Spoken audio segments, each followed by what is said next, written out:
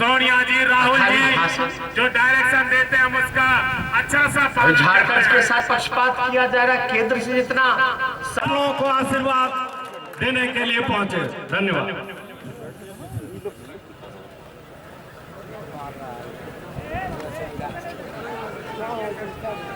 मंच पे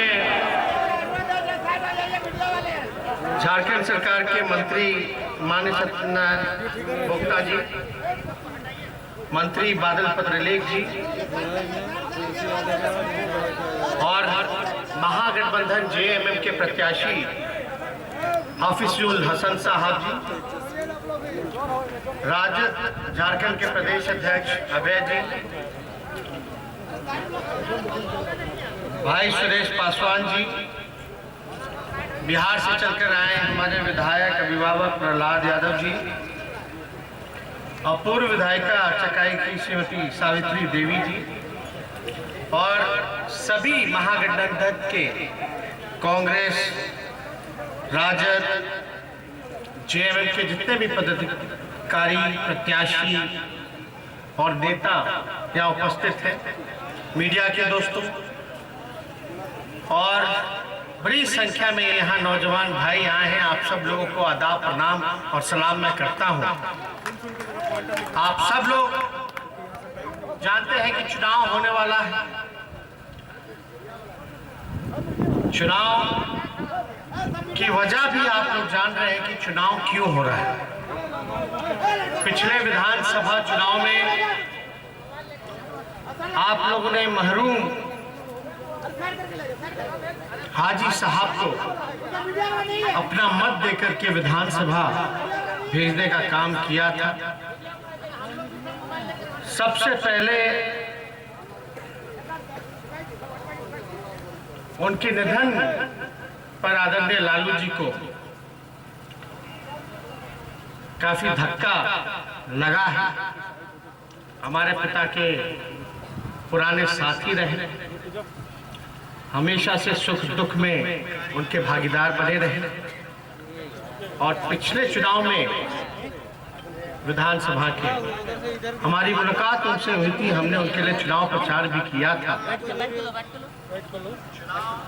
सबसे पहले हम उनको श्रद्धांजलि अपने पिता की तरफ से, अपने पूरी पार्टी की तरफ से हम देना चाहेंगे। ईश्वर करे कि उनकी आत्मा को शांति मिले। अब चुनाव हो रहा है, प्रत्याशी बनाए गए उनके बेटे हिफाजुल साहब जी। अब आप लोगों को तय करना है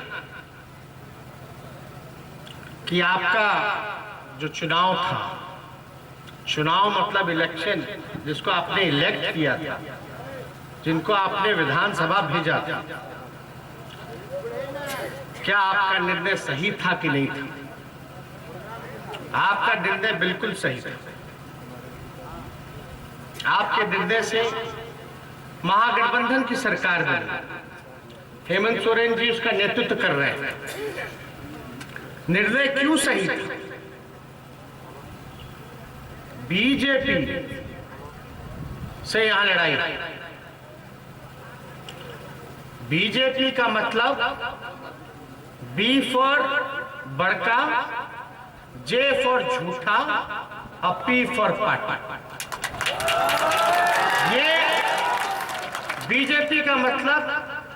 इसका विश्लेषण हमने नहीं किया, ये नामकरण भी हमने नहीं किया। बड़ा आश्चर्य की बात है कि इसका नामकरण जो है भाजपा के सहयोगी दल के नेता बिहार के मुख्यमंत्री नीतीश कुमार जी ने कहा था 2015। बिहार में चुनाव था, देश में इकलौता एक जगह एक राज्य में चुनाव था कोरोना काल में।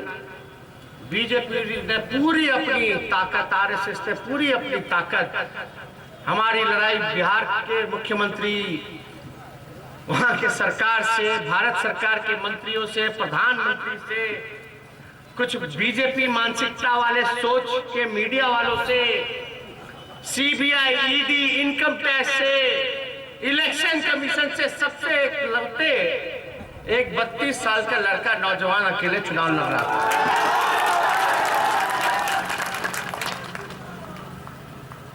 हम लोग का मुद्दा क्या था?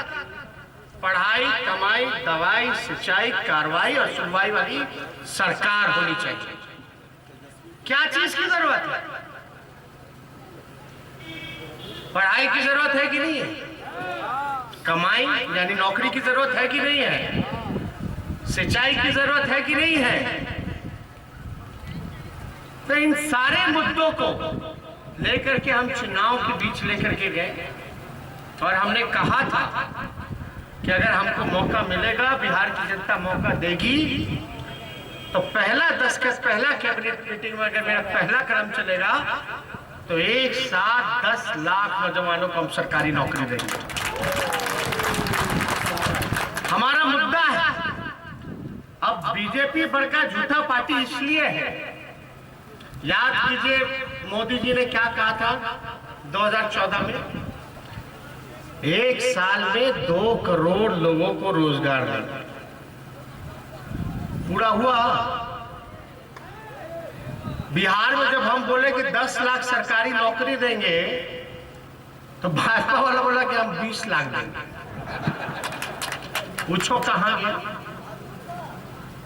अरे जो खाली पदे हैं उसको भी नहीं भर पा रहे, स्वास्थ्य विभाग में, पुलिस डिपार्टमेंट में, और जहां जा रहा वहां घोटाला, धांधली, एक परीक्षा नहीं हो पा रहा ढंग से, पेपर लीक हो जाता। मंदिर की बात करते हैं ये लोग, राम की बात करते हैं ये लोग। मधुबनी में जो नरसंहार हुआ, यही भाजपा वाला लोग, भाजपा का विधायक संरक्षण देने का काम किया। क्या बोला कि रावण सेना, बताइए, राम के नाम पे चंदा लेगा, रावण सेना बनाएगा। यही है बीजेपी का काम। कोई एक भी कोई लोग नहीं गया वहां।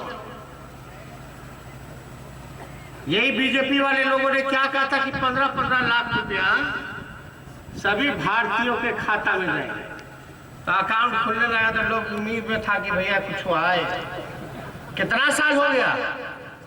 15 लाख मिला हर एक के खाता में। अरे मोदी जी, कम से कम 15 लाख नहीं तो कम से कम 15,000 रुपये का बोनी करा ना दीजिए। कम से कम 15,000 मिल जाए लोगों को।